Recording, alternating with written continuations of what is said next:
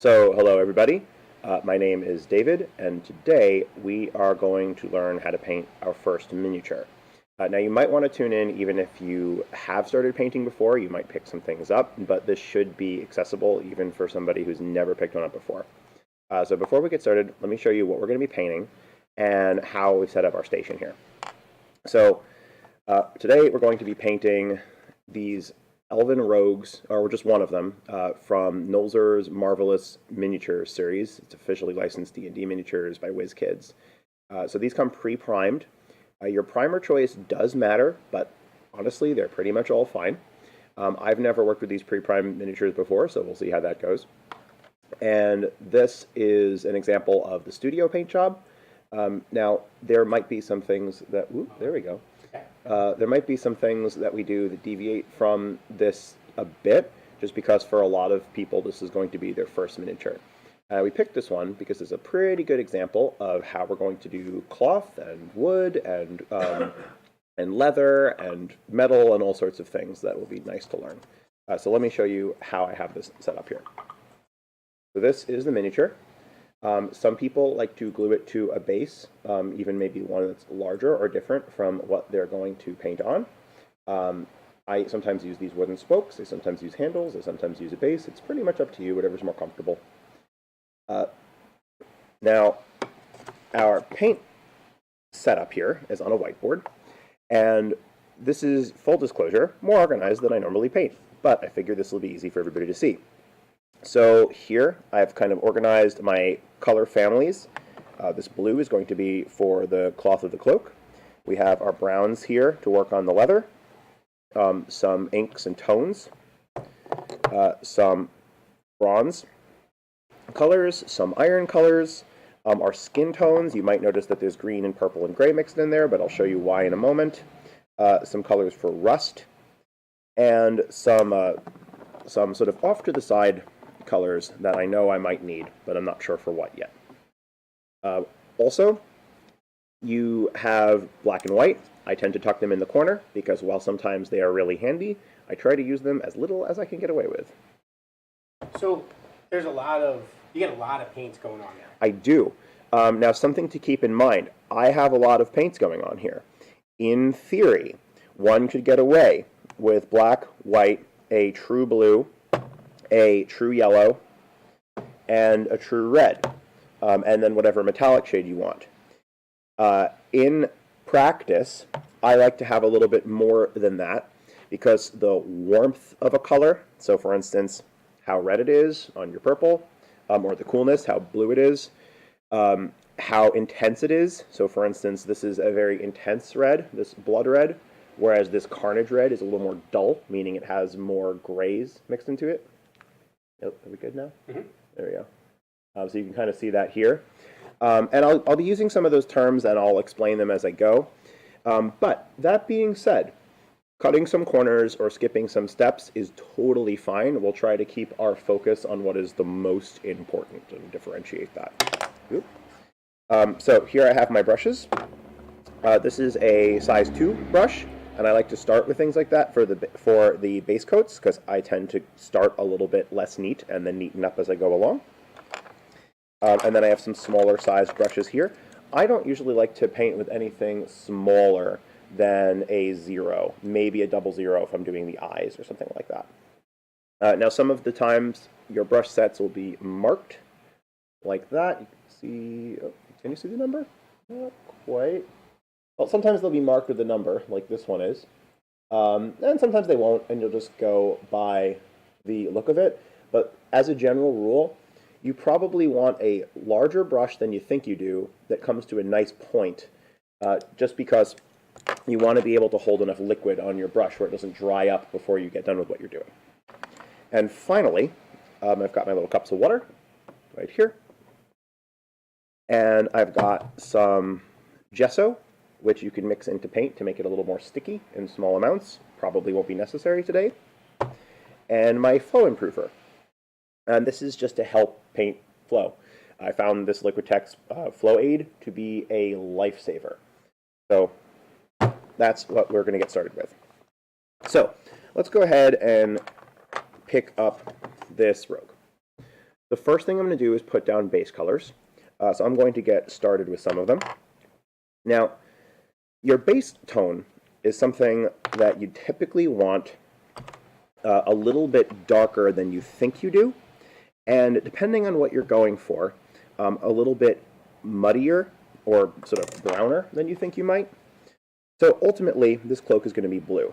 So I'm going to start with a mix of this kind of dark amethyst color. This is Deep Amethyst by Reaper.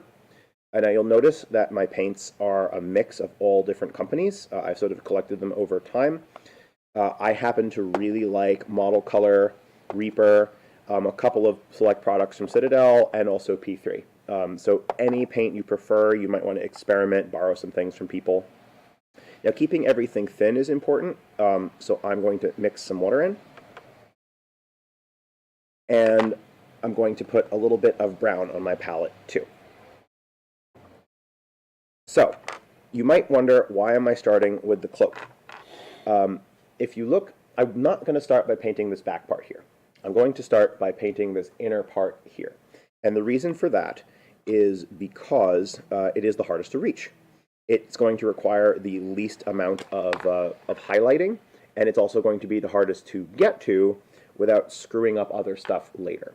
So I'm just going to start by getting some color in the crevices.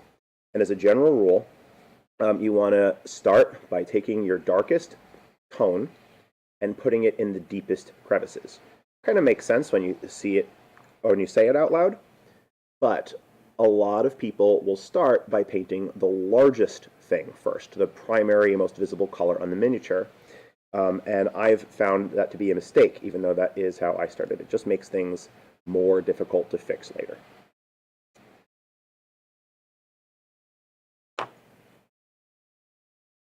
Okay, so I mixed a little bit of this muddy brown and purple deep amethyst, both Reaper, to get this undertone here that I will show you in a second. Okay, now I just want to make sure I get good coverage. Maybe go back for a little bit more. I try to be pretty sparing with paints because I don't like to buy more paint than I need all the time, but you don't necessarily have to dab as delicately as I do. Some people also really like to use wet palettes. I find them to be fine and fun to use sometimes. They definitely help keep your paints wet and thin, but I figured that this white board would be easy to clean and really easy to see what we're doing. Okay. So now I have my undertone on the cloak. And we're going to stop there for now and go back to the back of the cloak later. So I'm going to clean my brush off. And the next thing I want to do is take a look and see what the next sort of crevice-y bit is. And I'd say that is the face here and his quiver. So if I could just point that out, that's the face kind of tucked away underneath the hand and the arrow. And also his quiver is kind of hidden under the cloak. Now, so do you use that? I'm sorry. Yeah. But the question is, do you usually use that as a rule of thumb and try to get the crevices? Yes, first? I always try to get the crevices first with a dark undertone. Okay. So what I'm going to do is I'm going to take that same muddy brown, and if I wanted to, I could darken it up, and you know, I think I will, just because we can. And I'm using some of that blackened brown to mix in with it, also from Reaper, and start to get the quiver. Now, on the quiver, there are these folds. One could paint that a separate color, and I like to be colorful, so especially when I first started, I would often try to paint everything that could conceivably, realistically be a separate color, I am going to start with this dark brown over everything. That is the quiver. I've found, as I've went on, that you can always change your mind later, and especially when you're trying to simulate something like a paint job on an object, you know, at scale. Having your base color as a coat over everything is not a bad thing, and it's kind of a good, lazy way to paint, and we want to be lazy wherever we can. always more time that you could spend on stuff, so you might as well make things as easy as possible for yourself where you can. Okay, cool. All right. Now, this metallic is a deep crevice too. I'm going to sort of unnecessarily paint some of the metallics a silvery metal color, like iron or steel, and some of them a brass or bronze, just so you can see the differences in those earth tones. I think it's totally fine to just pick one and stick with it, but this is just for example. But before I even do that, I'm going to put a base coat on the hands and face, even though they're not quite as deep crevices. They're in a separate area, so that's fine. Now, you'll notice I'm going for the green. I wish I understood color theory well enough to explain to you why this is, but when you're painting like a pale, sort of Caucasian-colored skin, green base tones just work really, really well for you to then paint over them with skin colors. This is not a necessary step 100% of the time. You can get away without it, and it can look fine if you're doing something like painting many multiples of a figurine. For instance, if you're playing something like Warhammer or War Machine. But when I am painting a single figurine like this, I like to go that extra mile and get some good base tones down. Now, why this works exactly, if you're curious, you could look in a mirror and or look at somebody, in the light, and you'll notice the greens and purples and blues under their skin. Our skin is kind of translucent, not fully opaque. And you'd be surprised by once you start working with colors, how much you can accomplish in terms of learning to paint a particular thing by just going and looking at that thing, or even reference photos online, whether that's rocks or skin or cloth or what have you. And you'll start to see the sort of hidden colors in it. But again, if this seems like an unnecessary step to you, you can skip it. But I think you'll find that it is nice when it's all done. Okay, so now that we have a base coat where the skin tones are going to go, we're going to put a base on the metal. Now, there's a couple of ways we can do this. If we want some really, really good tones on our metal, some people will base coat it in black. Some people will base coat it in a brown. Some people will base coat it in a blue. This gives you different effects. Some people don't base coat at all. That's fine. You can, if you wanted to, just slap a dark metal tone, like this pig iron from P3, where your chainmail is going to be, and ink it. That is really simple. There's nothing wrong with that, and it'll look great.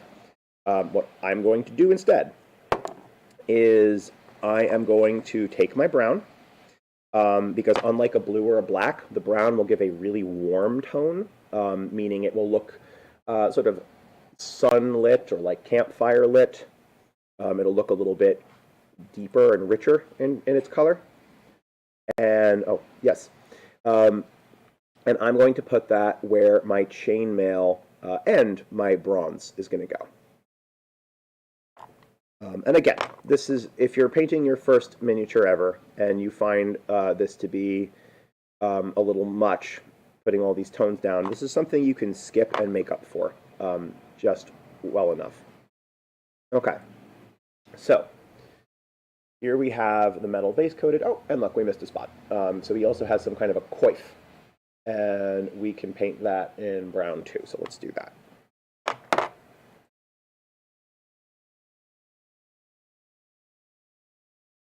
Okay.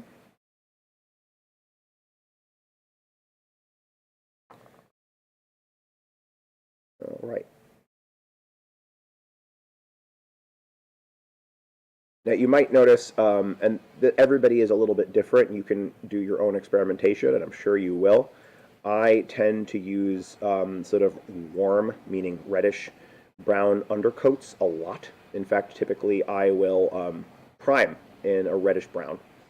And that is, in fact, what we're going to be doing for the undercoats, for the boots, and for the cloth pants here, and these sort of crotch crevices down in here, and even the wood.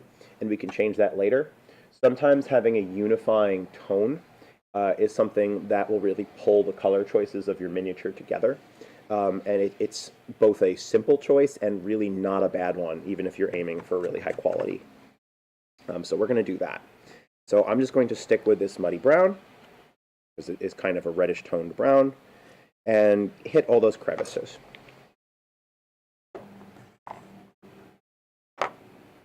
Another trick, if you're playing a game like Warhammer or War Machine, or another game that requires many miniatures, or even just several, where you want them all to be somewhat unified in their appearance, but also a little bit different and unique from each other, is you can try using different color choices, but with similar undertones, to get something that looks like a set, even though it's going to have different colors in it.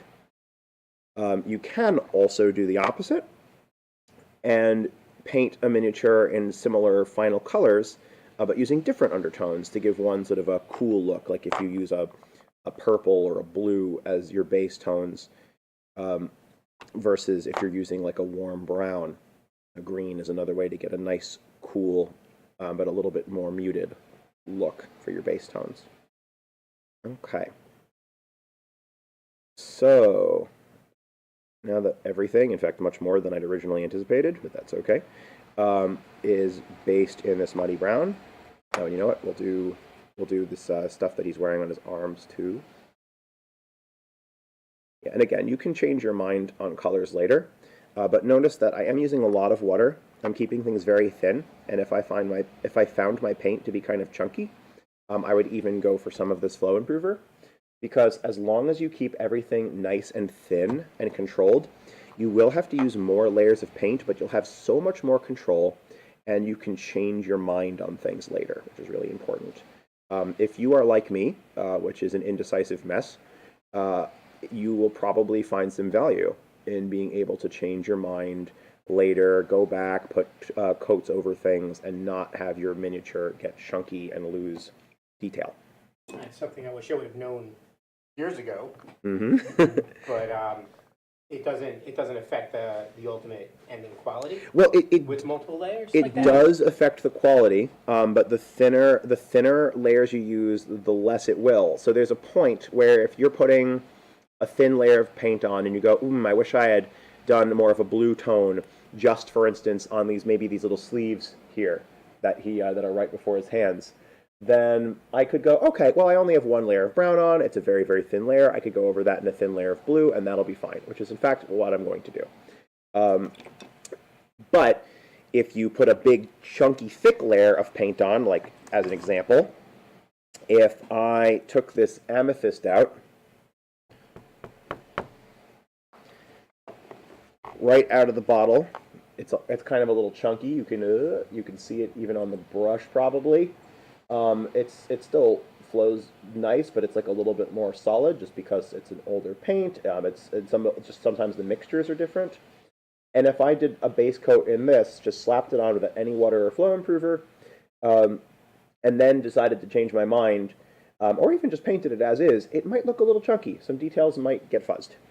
So we are in fact going to do that, but I'm going to use a tiny bit of flow aid. I'm just going to put a drop on. It's clear, so you won't really see it. You don't really want too much.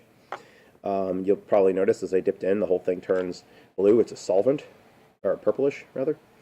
And I'm going to mix it in with this amethyst. Now, with this amethyst color here, ultimately we're going to go blue. And because there's so much natural and earthy sort of tones in what we're doing here, we're going to make the cape really, really intense. It might almost look sort of like comic book or supernaturally intense if we're just starting with a purple base tone, and that's okay. Or at least I've decided that's okay. If you want something different, like if you wanted the whole thing to be more muted but still wanted it blue, you might want to mix a brown or even like a muted olive or green into this base tone.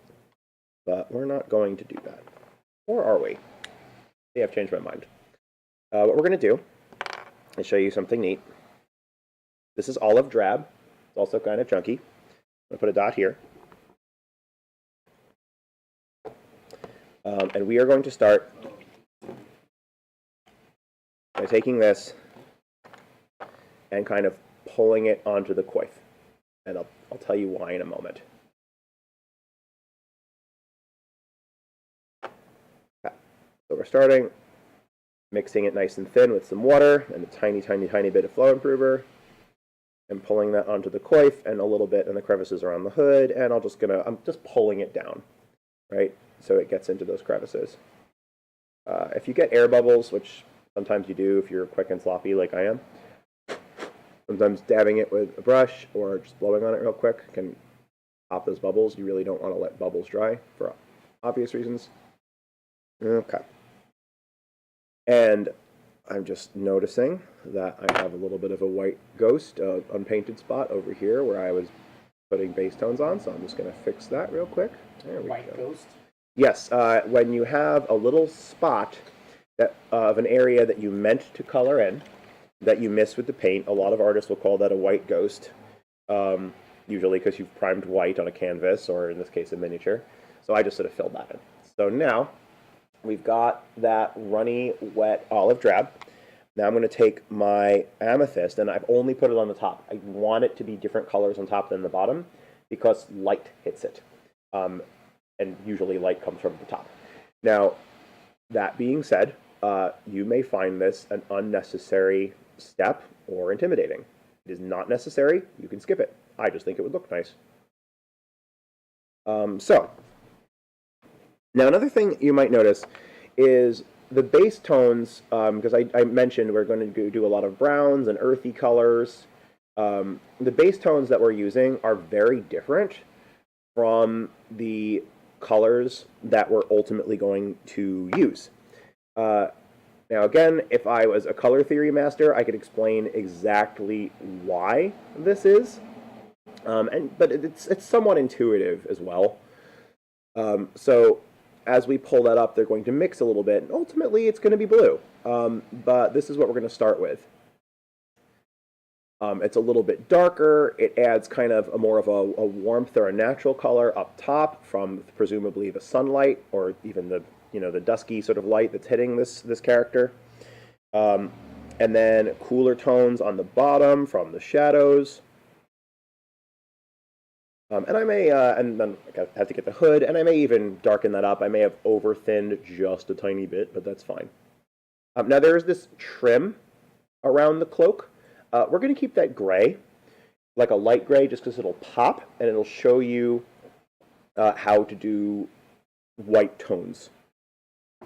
A lot of people will paint straight white on things without a base coat when they first try, because that does work fairly well with certain colors, like blues. But I have found that when you do that, it looks like a chalky mess. And that's just because of the nature of white pigments. Again, as you play with different colors, you will find that certain color families, when you're working with different paints and certain paint manufacturers' products, will just behave a little differently. And, and the nuances of that can really only come with time. So yeah, I sort of over-thinned, so I'm just going to thicken it up a little bit. And that's the nice thing about working with thin paints, is that you can always thicken paint up, especially as it's still not quite dry.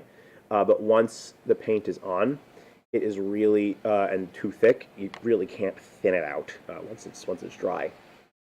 Kind of makes sense. Okay, so we have this purple in. Now, another thing is you'll notice I'm not pulling it all the way up. I could go a little bit higher up here, and I'm going to, but I don't want to totally cover this green because typically I find that to a point, more contrast looks better. So you don't want to kill all of your contrast by making things too uniform and over blending. Now, to some degree, that's a stylistic preference. So you may experiment and find that something that is a little bit more uniform in its color just appeals to you more. But if you look at the way a lot of painters do it, especially if you look at some busts, that's a great way to see this kind of multicolor shading happening. You'll notice that the ones that really draw your eye and impress at first glance tend to have this kind of multicolored shading. Okay, So that's pretty much a base coat. Now there's a couple of spots that we might have missed. So for instance, the feathers on his quiver, just to make those stand out and also to compensate for maybe a little bit of lack of detail in that part of the model, we're going to make them red. Then also his hair, which we have a lot of choices. The classical elf thing, I suppose, is more of like a blonde or a platinum. So we'll make that sort of like a muted, wheat-colored blonde. And we haven't base coated the bow. So we'll just go ahead and do that. Now, it looks like the hood kind of extends to just under his face, which I may have missed the first time I was looking at the miniature. That's normal. There's all sorts of things that you can do to make it a little harder to miss things like that. Some people prime with a dark undertone and then a light overtone. But I find it works just as well to go back over it before you've committed to being done with your base coat. So I'm going to do that. Just put down a little bit of this deep amethyst color again. Also, this will give us some time for our cloak and our leather and other details to dry, and then we can start going over some other things like the skin in an actual skin color instead of this gross Hulk green undercoat that we have going on. And that'll be nice. Okay, cool. So, now on to the wood of the bow. So, it would not be a mistake to base coat it in the exact same base coat brown that I'm going to use for the leather and for the metal, because that will give it a warm tone. But you might, as I'm going to choose to base coat it in something a little cooler, just because it'll pop out. A lot of the times when you're looking at a miniature and they're holding something like a bow or a weapon of some other kind, like a sword, a book, what have you, whatever you want the eye to jump to, differentiating that from everything else could really help it pop. You'll also notice on a lot of miniature lines, things like that are oversized. Before I move on, teachable moment. I had some drip here because I kind of over-thinned my my amethyst that I'm using for the hood, and I just kind of scraped it off with some water. And there's a little bit of a purple stain there, but that's fine. It's the undercoat. If your undercoat looks sloppier than mine, that is okay. Fixing it with our mid-tone that we're going to put down next is a totally reasonable way to do it. As another friend of mine used to say, we'll fix it in post. Okay, so I'm going to look through my little color selection here for how I want to base my bow. You're good. I think I'd like the bow to be a really light, kind of almost driftwood style color. So I have from my pile of forgotten paint colors here that I sort of grabbed just in case I wanted them.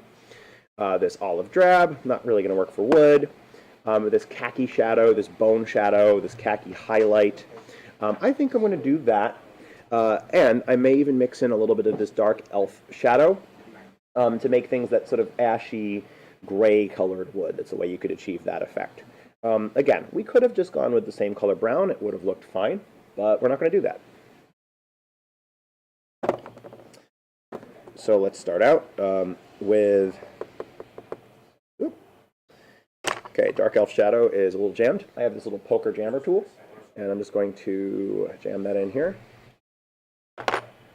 Get some paint flowing again.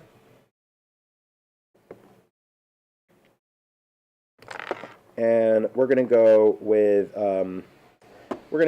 the bone shadow. Now, if we want, we could even mix in a little bit of brown. This is Scrag brown. It's just a very intense brown. So I find it's really handy to mix in if you want to sort of brown something up a little bit more than you originally thought. And really, I'm trying to stress, they will both look fine regardless of what you decide. It's just going to look different. Experimentation is always a good thing. Mostly always a good thing. All right, so I'm just going to now mix a tiny, tiny bit of my Dark Elf shadow and my bone shadow until I get what I'm happy with as the base tone for the bow. it's a little bit purple gray. And again, we're going to brighten it up to be a little bit less purple gray when we're done. And just to match, I could get finicky and paint the wood of the arrow a different color. I'm not going to. We're going to keep it simple. Now there's also a metal part of the bow here in the center that I'm painting. A little bit of wooden handle that I'm kind of carefully painting around the hand. Again, if you covered up some of that green undertone of the hand, that's fine. I wouldn't stress about it. I didn't, but that's just from years of practice. And by practice, I mean not having anything better to do than paint miniatures all day. Okay, so let's get that tone in on the arrow. Cool. Okay, so the only bits that don't have any color on them at all is the metallic on the bow, which I guess we'll do in a nice bronze, and the arrows, the feathers on the arrows. So we're going to go for a red, and we'll just make this really simple. I'm going to start with Carnage Red. It's a medium dull red. It could be brighter, like this blood red, but this is what we're going to use for our highlights on the little arrow feathers. This is what we're going to use for a base tone. And I'm just going to mix that in with a little bit of that same dark elf shadow. Now, what the dark elf shadow is, color-wise, is it is a slightly bluish purple-toned gray, sort of a cool, natural, or sort of stone-colored gray. You can easily mix that yourself with a little bit of gray, a little bit of black, a little bit of blue or purple. If you don't have that particular Reaper color. But that's what I'm using. Yes, I've got it. Okay. So now we've mixed that in. We have sort of our dark purplish red. Again, the arrows are going to be bright when they're done. But we're going to start with this kind of cool, muddy red. So we don't have to go in and try to paint shadows in the crevices after we've already finished. That is a huge pain in the butt.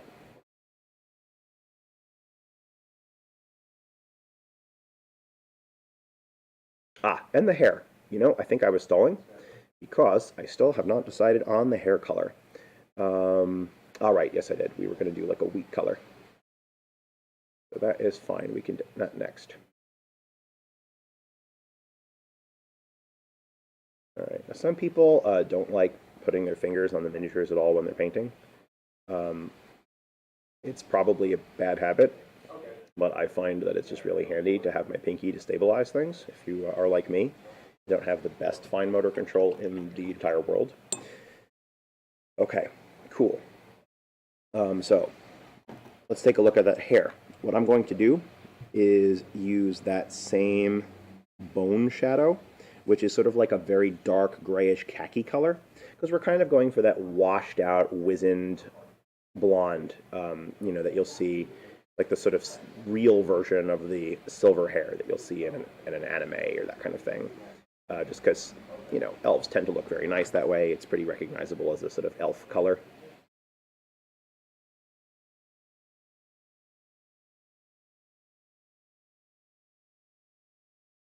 Okay. There's a little bit of hair underneath the hood here.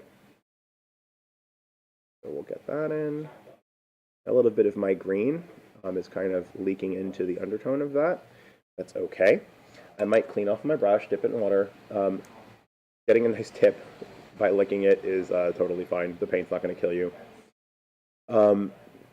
Okay, and now in here, he's got a little brooch, it looks like, and some other little details going on, but we'll get back to that later. Okay, so now, finally, just to differentiate it, I'm going to use a little bit of that dark elf skin I was mentioning before to base coat the metal bits on the bow.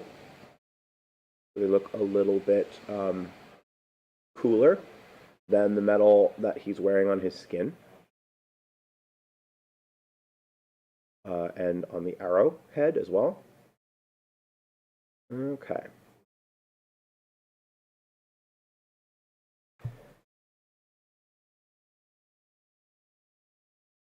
And there we go.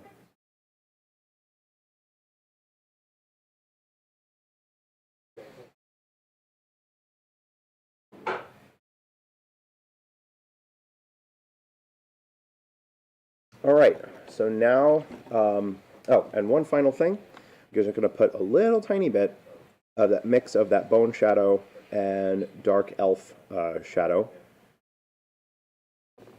on this trim. That might be a little hard to see, but on this trim on the edge of his cloak, because eventually it's going to be white.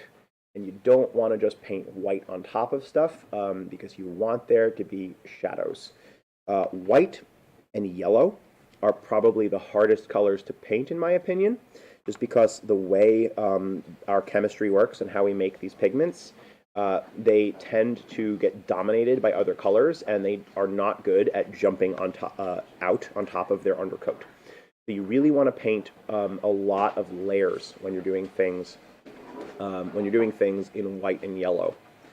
Would that hold true for something like gold too? It wouldn't really hold true for gold. Okay. Metallics are a little different. You don't want to use very many metallic layers. And the reason for that is kind of the same. Just the chemistry of how we make metallic paints means that they are more chunky, they fuzz details more. So what I like to do is kind of like how we've base coated brown here. I'll do a really thin mid-tone of metallic, and then a bright metallic for the highlight, and that holds true whether I'm doing bronze or gold or steel or iron or anything. I guess with a couple of exceptions if I really thought about it. Okay, so now we have, oh, no, almost. Little premature there. So I'm just going to hit the trim on the hood that he's got, because he has that same sort of trim that we're going to paint white ultimately. So now we've done that. And I'm just going to touch up this little white ghost we have on the bow here. Perfect. And now we have a base-coated elf rogue.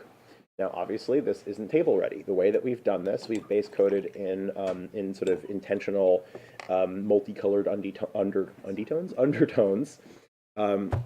And that way, when we put our midtones on, things are going to already pop. And you'll start to notice that when you put your midtones on, it could be done. But we're going to go a step further than that. You don't have to. If you put your midtones on and you love it, my advice to you, if this is your first miniature, is to stop and put it aside, wait for things to dry really nice, and then seal it up. But if you want to keep going, that is fine. Just overworking something is a very difficult problem to avoid, especially if you're a perfectionist, and it is so frustrating when you work something and then wish you'd stopped earlier. You liked it better before. Okay, cool. So we're going to dry that off a bit, our base-coated multicolored elf, and then get back to you in a few minutes.